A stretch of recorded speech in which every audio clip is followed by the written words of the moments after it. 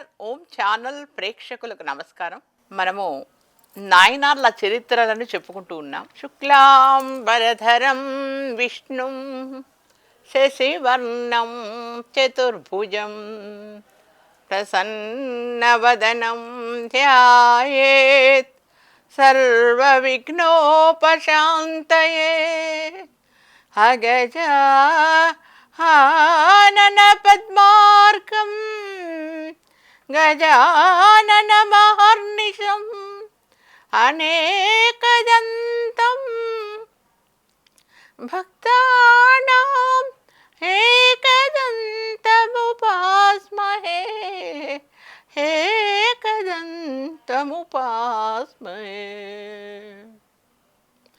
వక్రతుండ మహాకాయం కోటి సూర్య సమప్రభా నిర్విఘ్నం కురు మే దేవా సర్వకార్యేషు సర్వదా.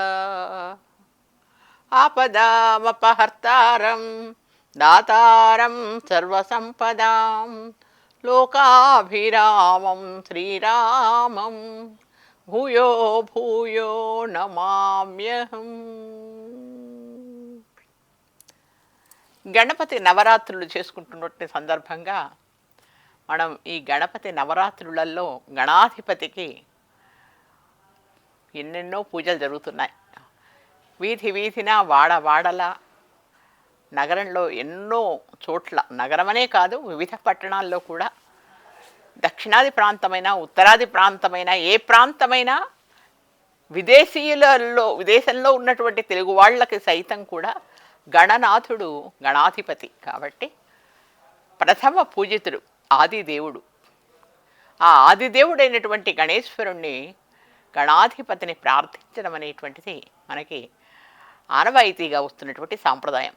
ఆ సాంప్రదాయాన్ని కొనసాగిస్తూ ఈరోజు గణేశ స్తుతి చేసుకోవడం జరిగింది.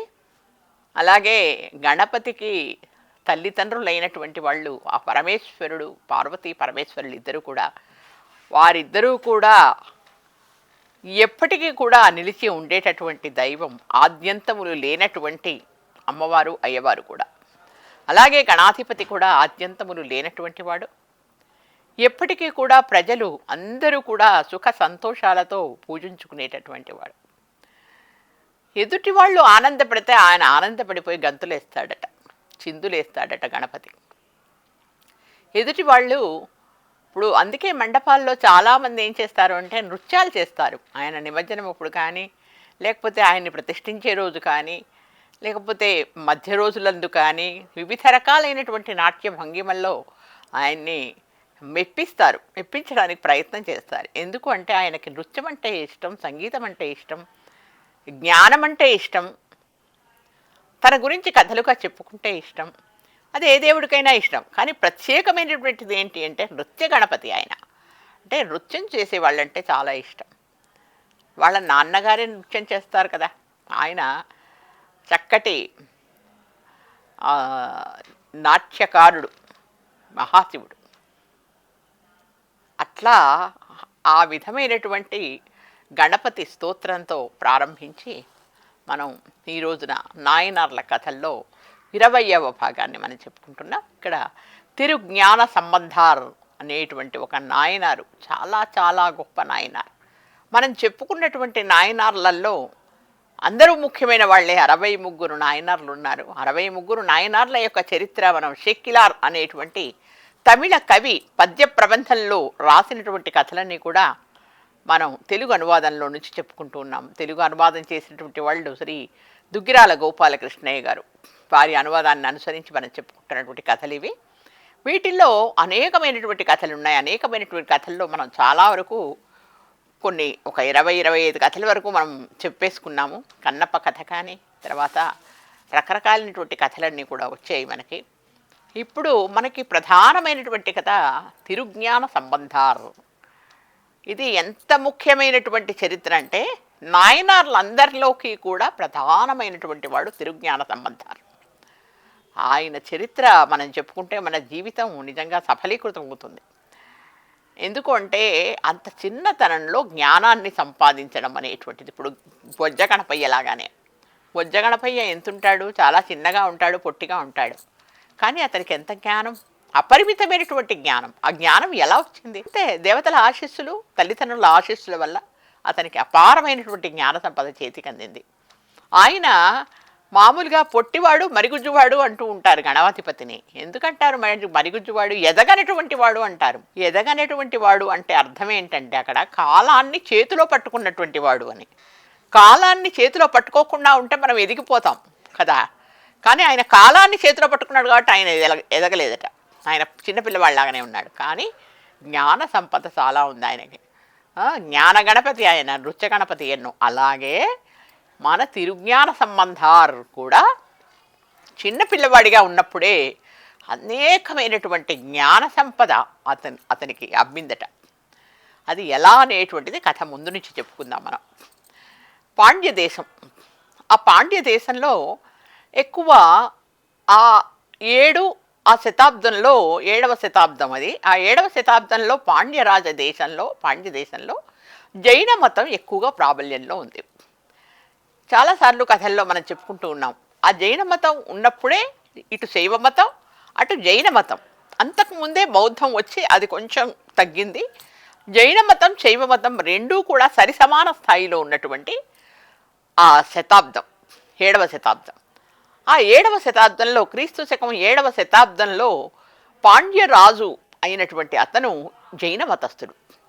అందుకని చెప్పేసి జైన మతాన్ని పునరుద్ధరించాలి, జైన మతాన్ని బాగా వ్యాప్తి చేయాలన్న ఉద్దేశం చేత శైవులు ఎక్కడ కనిపించినా వాళ్ళని హింసించడము, వాళ్ళకి సంబంధించినటువంటి గుడులన్నీ ఉంటే ఆ గుడులన్నీ తీసేసి దాన్ని ధర్మసత్రాలుగా మార్పించడము, లేకపోతే జైనులకు ఆవాసంగా చేయడము, ఎక్కడ గుళ్ళు కనిపించినా, శివుడి గుళ్ళు కనిపించినా, శివుడి ఏ విధమైనటువంటి ఏమి కనిపించినప్పటికీ కూడా వాటన్నింటినీ కూడా రూపుమాపి వాటి ప్రదేశంలో జైనులకి కావలసినటువంటి ఒక ధర్మసత్రాలు కట్టడం, లేకపోతే ఇంకా వేరే జైన మతస్థులకు ఏవైతే ఒక సభను పెట్టుకుంటారో ఆ సభల్ని నిర్వహించడం అక్కడ, ఇలాంటివన్నీ చేస్తూ ఉన్నారు.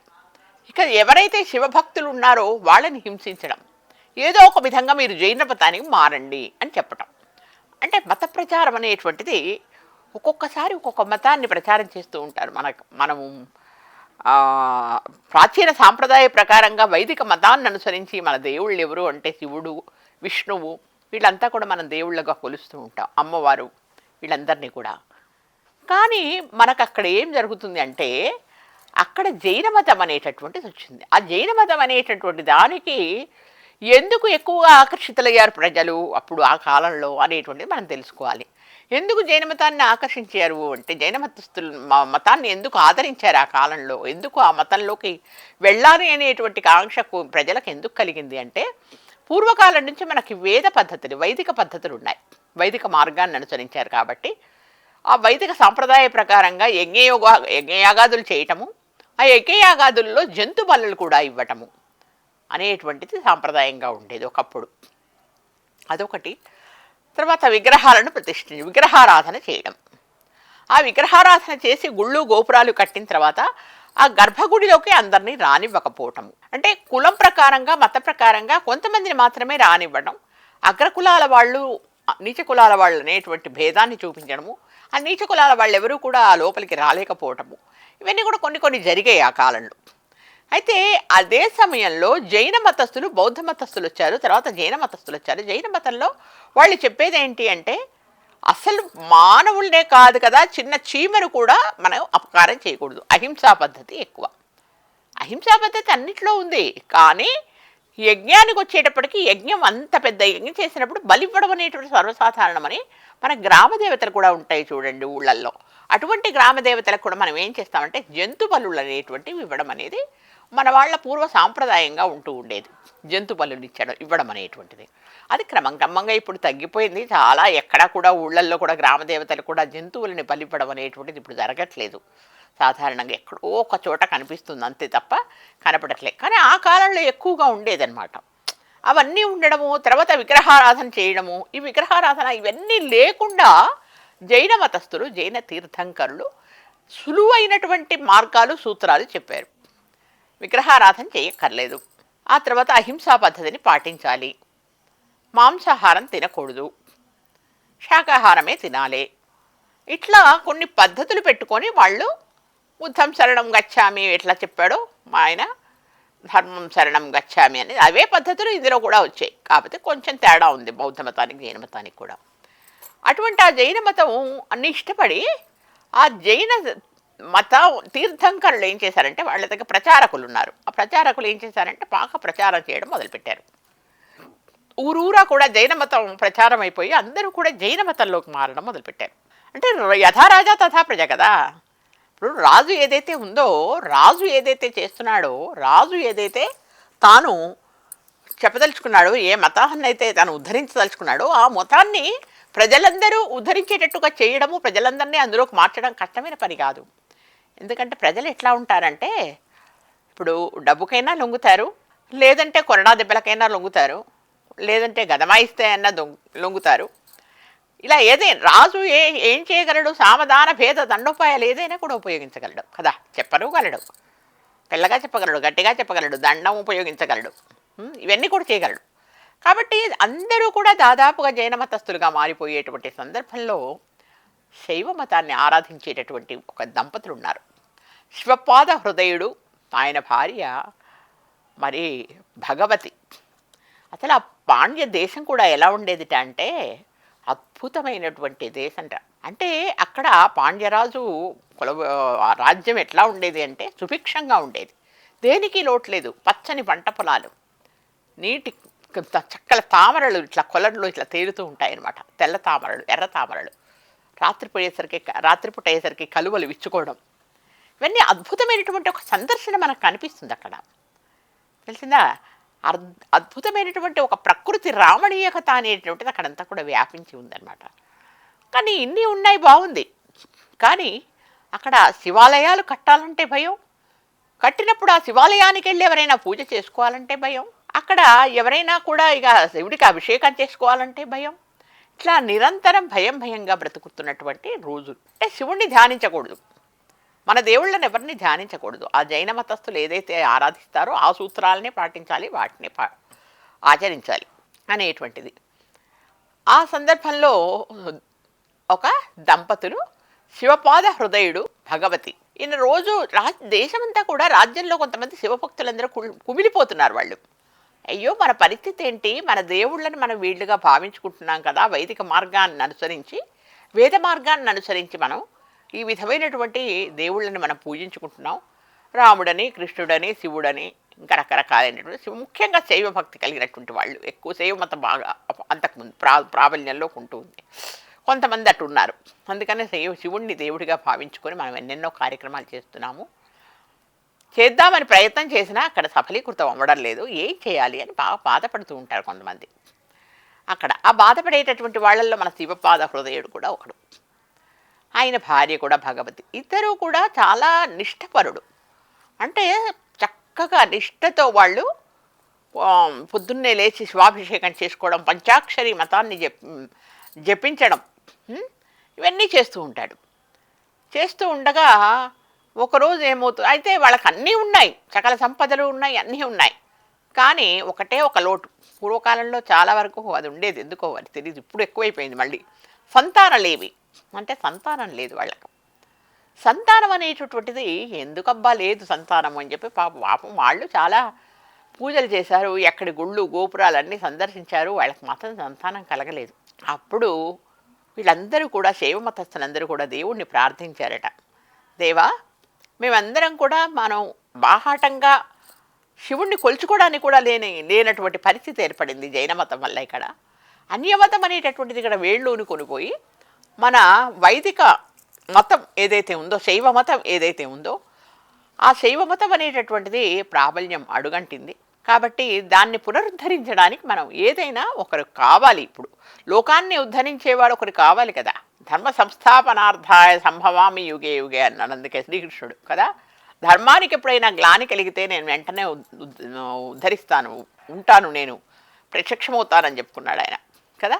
కాబట్టి ఎప్పుడైతే ధర్మానికి గ్లాని కలుగుతుందో, అంటే ఒకటేంటంటే వేరే మతం ఏ మతమైనా కూడా పునరుద్ధరించుకోవచ్చు, ఏ మతమైనా వృద్ధిపరచుకోవచ్చు, కానీ ఇతర మతస్థుల్ని మనం హింసించకూడదు. అదొకటి మనం గమనించుకోవాల్సినటువంటి విషయం. అయితే అక్కడ వీళ్ళు జైన మతాన్ని ఉద్ధరించుకోవడం కాదు, ఉద్ధరించుకుంటూనే శైవ మతాన్ని అడ్డగిస్తున్నారు, దేవాలయాల్ని పడగొడుతున్నారు. ఇవన్నీ చేస్తూ ఉండడం వల్ల బాధ కలుగుతుంది వీళ్ళకి. అందుకని ఏం చేశారంటే ఊరు ప్రజలందరూ కూడా శివుణ్ణి ఆ ఊళ్ళో దోణీపురం అనేటువంటి గ్రామం, ఆ దేవుడు ఉన్నట్ట. దోణీపురం అనేటువంటి ఒక శివాలయం ఉంటే అక్కడ ఆ శివాలయానికి పాపం వెళ్ళి అందరూ కూడా మొక్కుకుంటూ ఉన్నారన్నమాట. మా గ్రామంలో ఎలాగైనా సరే మా దేశంలో శైవ మతం అనేటటువంటిది వచ్చేలాగా ఒక దేవుడు శివుడు అంశతో ఒకళ్ళు ఎవరైనా ఉద్భవిస్తే బాగుండని మొక్కుకున్నారట వాళ్ళు. ఆ మొక్కుకుంటూ ఉండగా శివపాద హృదయం నిరంతరం కూడా అనుకుంటూ ఉన్నాడు, మాకు సంతానం లేదు, మాకు వచ్చేటువంటి సంతానమైనా కూడా శైవమత ప్రచారకుడుగా ఉంటే బాగుంటుందని అతను కూడా అసలు సంతానం కోసం ముందుగా ప్రయత్నం చేస్తూ ఉన్నారు. వాళ్ళు చేస్తూ ఉన్నప్పుడు నిజంగానే వాళ్ళ కోరికలు ఆలించి ఆ పరమేశ్వరుడు అంశతోనే అనుకుంటా ఒక ఆమెకి పండంటి బిడ్డ పుడతాడు, భగవతి.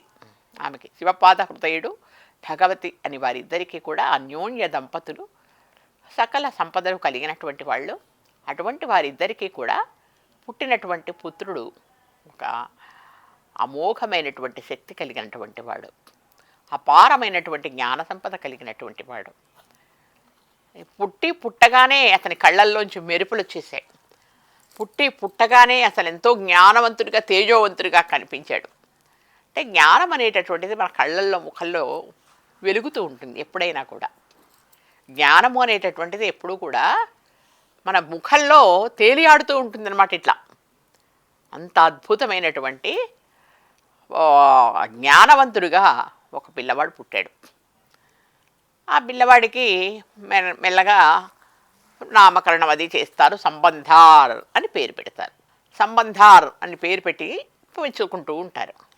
మెల్లగా అతను కూడా ఏంటంటే చిన్న పిల్లవాడైనప్పటికీ కూడా తండ్రి ఎట్లా చేస్తే అట్లా, తండ్రి శివుడికి దండం పెడితే ఆయన శివుడికి దండం పెట్టడం, శివుడు అభిషేకం చేస్తే తండ్రి తాను కూడా ఒక బొట్టు వేయడం, ఇట్లా ఏదైనా తండ్రిని అనుసరించి ఆ పిల్లవాడు చేస్తూ ఉంటాడనమాట.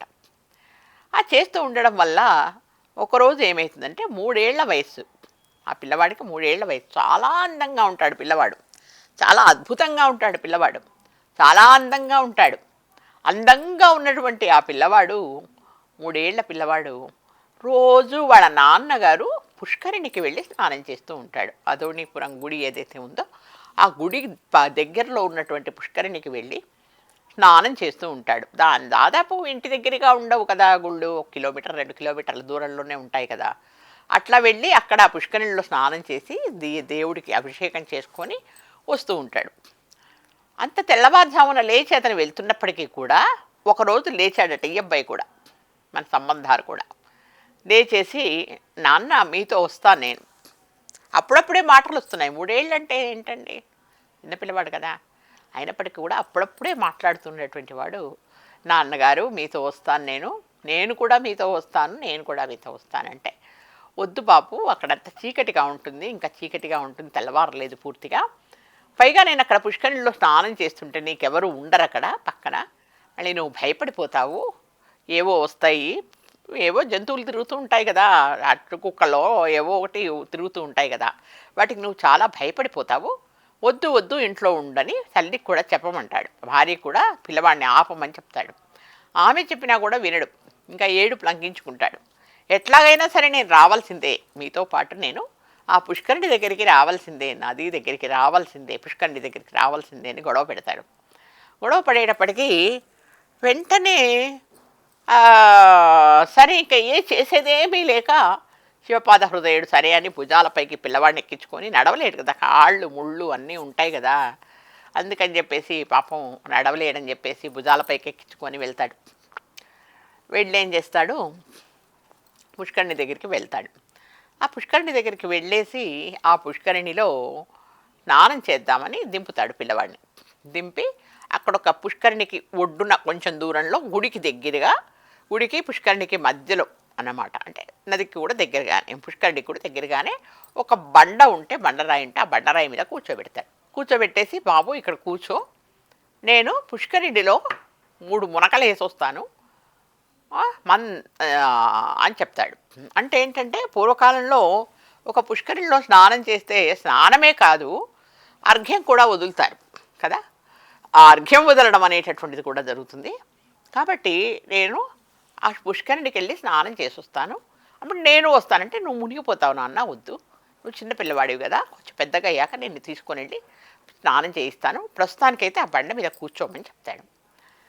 సరే అతనే అంటే మరి అంటాడు, మళ్ళీ ఇంకో మాట చెబుతాడు, నేను నీకు ఎప్పుడైతే భయం వేస్తుందో అప్పుడు నన్ను పిలువు ఒకసారి, పిలిస్తే నేను పలకలేదనుకో అప్పుడు నేను ఇంకా ధ్యానంలో ఉంటాను కదా, మళ్ళీ అర్ఘ్యం వేస్తూనో లేకపోతే మంత్రాలు చదువుతూనో ఉంటా, కాబట్టి నువ్వు అక్కడ శివుడి గుడి పైన అమ్మవారు స్వామివారు ఉన్నారు, శివపార్వతులు ఇద్దరు కూడా ఉన్నారు, ఆ అమ్మ శివపార్వతులు ఇద్దరి వైపు చూసి అక్కడ దేవుడు ఉన్నారు కదా, ఆ దేవుడి వైపు చూసి నువ్వు స్వామి స్వామి, తండ్రి తండ్రి, నాన్నగారు నాన్నగారు అని పిలు అంటాడు. అంటే దేవుడి పట్ల మనసు పోతే భయం అనేటటువంటిది ఉండదు అనే ఉద్దేశం ఇతనికి ఏంటంటే తండ్రికి దేవుడి వైపు చూస్తూ అతని తండ్రి తండ్రి అనేదో అంటూ ఉంటాడు అనుకో, పంచాక్షరి మంత్రం ఏదో చెప్తాడు జపించమని, మెల్లగా నమశివాయ మంత్రం చదువుకుంటూ ఆ స్వామి వారిని అయ్యా స్వామి తండ్రి తల్లి అని చెప్పేసి అంటూ ఉండమని చెప్తాడు. భయం వచ్చినప్పుడు, భయం కలిగితే, నీకు భయం కలిగితే, లేదంటే పంచాక్షరి మంత్రం చెప్పించుకుంటూ చక్కగా కూర్చో ఇక్కడ అని చెప్పాడు. సరే అంటాడు అని ఇతను ఏం చేస్తాడు, ఇంకా నా పుష్కరిణిలోకి వెళ్తాడు. పుష్కరిణిలోకి వెళ్ళి సరే ముక్కు మూసుకొని ఒక మునక మునుగుతాడు. మునక మునిగేసరికి ఈ పిల్లవాడికి భయం వేస్తుంది. వాళ్ళ నాన్న కనపడలే అక్కడ, మునకేస్తే కనపడరు కదా, మునిగిపోతాడుగా పూర్తిగా, కాబట్టి కనపడరు కాబట్టి బాగా బాధపడిపోతాడు ఇతను. అయ్యో నాన్నగారు నాన్నగారు నాన్నగారు అని అరుస్తూ ఉంటాడు. అంటే ఎక్కడా కూడా నాన్నగారు నాన్నగారు అంటున్నా కూడా ఎక్కడ కూడా అక్కడ అతను కనపడకపోయేటప్పటికీ అప్పుడు భయం వేస్తుంది అతనికి, బాగా భయం వేసి ఇతను చెప్పాడు కదా పంచాక్షరి మంత్రం చెప్పించు అని, నమశివాయ చిన్నప్పటి నుంచి అతను వాళ్ళ నాన్నగారు చెబుతుంటే చెప్తూ ఉంటాడు.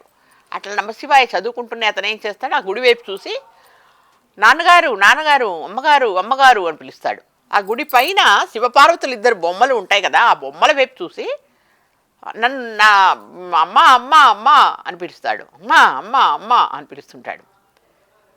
పిలుస్తుంటే అప్పుడే శివపార్వతులు ఇద్దరు కూడా మా నందివాహనం పైన ఒకసారి తిరుగుతూ ఉంటారు. కైలాసం నుంచి ఎప్పుడూ కూడా శివపార్వతులు ఇద్దరు కూడా నందివాహనంపై చక్కగా అన్ని లోకాలు కూడా ఇట్లా తిరుగుతూ ఉంటారు, ఎవరు ఎట్లా ఉన్నారు చూసుకుంటూ ఉంటారు. ఆయన అందరికీ తండ్రి కదా, ఆయన ఒకరికి తండ్రి కాదు, ప్రపంచానికి అంతరికి తండ్రి ఆయన శివయ్య. కాబట్టి అప్పుడు నాన్నగారు నాన్నగారు నాన్నగారు అని ఆ శివుడిని అనేటప్పటికీ అమ్మ అమ్మ అమ్మ అని పిలుస్తాడు. పిలవంగానే శివుడు అంటాడు, ఏంటి అమ్మ అమ్మ అని పిలుస్తుంటే కూడా నీకేమీ ఇది లేదా, అమ్మ అమ్మ అని పిలుస్తున్నాడు పిల్లవాడు, అమ్మ అమ్మ అమ్మ అని పిలుస్తూ ఉన్నాడు. ఆ పిళ్ళయారు అంటారు అక్కడ తమిళంలో, ఆ పిళ్ళయారు అమ్మ అమ్మ అని పిలుస్తున్నాడు, నీకేం వినిపించడం లేదా, నువ్వు పాలు పట్టవా పిల్లవాడికి అంటాడు. ఆశ్చర్యంగా చూస్తుంది, నేనేంటి పాలు పట్టడం ఏంటి అతనికి అంటుంది. చిన్న పిల్లవాడు ఏడుస్తున్నప్పుడు పాలు పట్టాలని ఏ తల్లికైనా అనిపిస్తుంది. అమ్మ అమ్మ నీ వైపు చూసి అన్నాడు, నువ్వు అమ్మ అవుతావు కదా, అప్పుడు పాలు పట్టాలి కదా నువ్వు అంటాడు. ఇంకా ఆశ్చర్యంగా చూస్తుంది శివుడి వైపు, అదేంటి నేను పాలు పట్టడం ఏంటి అని. అప్పుడు శివుడు అంటాడు, మళ్ళీ అమ్మవారి అంటుందన్నమాట, లేదు స్వామి నేను పాలు పడతాను, కానీ నా స్తన్యం నుంచి వచ్చినటువంటి పాలు గనక తాగితే మిమ్మల్ని మించినటువంటి జ్ఞానవంతుడైపోతాడు అతను, మీరు తెలిసే అడుగుతున్నారా చెప్తున్నారా అని అడుగుతుంది. అడిగితే నేను తెలిసే చెప్తున్నాను పార్వతి, ఏం కాదు, అమ్మ అమ్మ అని పిలిచాడంతే, నువ్వు అమ్మవైపోయావు ఇప్పుడు అంతే, కాబట్టి వెంటనే వెళ్ళి పిల్లవాడిని ఒళ్ళో పడుకోబెట్టుకుని స్తన్యం నుంచి పాలు బంగారు గిన్నెలో తీసైనా సరే పట్టు అంటాడు. అనగానే వెంటనే కిందకి వెళ్ళిపోయి ఆ పిల్లవాడు కూర్చున్న చోటుకెళ్ళి అతనేమో అఘమర్షణ స్నానం ఆచరిస్తాడు. అఘమర్షణ స్నానం అంటారు అప్పట్లో. అంటే ఏంటి అంటే 3 సార్లు మునకలేయడమే కాకుండా మంత్రజపం చేసుకుంటూ అర్ఘ్యం వదిలి ఇవన్నింటికి కనీసం ఒక 20 నిమిషాలన్నా పడుతుంది. ఆ 20 నిమిషాల్లో జరిగిన కథ అన్నమాట ఇదంతా కూడా, అరగంట వరకు. అయితే అప్పుడు ఆమె వచ్చేస్తుంది, పార్వతీదేవి కిందికి వచ్చేసి తల్లిలాగా పిల్లవాడిని తీసుకొని ఒళ్ళో పడుకోబెట్టుకొని చక్కగా బంగారు గిన్నెతో తన స్తన్యం నుంచి పాలు పిండి ఆ పిల్లవాడికి తాగిస్తుంది. చక్కగా పిల్లవాడికి తాగిస్తుంది. తాగించగానే చాలా అమ్మయ్య హాయిగా ఏడుపు మానేసి కమ్మగా ఉంటాడు. ఇక ఉండి ఆ విధంగా చక్కగా అతను పాలు తాగి మంచిగా కూర్చుంటాడు. ఇక కడుపు కూడా నిండింది కదా, హాయిగా బండ మీద కూర్చుంటాడు. ఇంతలో వాళ్ళ నాన్నగారు మెట్ల మీద నుంచి వస్తాడు, ఆ పుష్కరిణి నుంచి వస్తాడు. ఇంకా శివపార్వతులు అంతర్ధానం అయిపోతారు. తరువాతి భాగం తరువాత. స్వస్తి.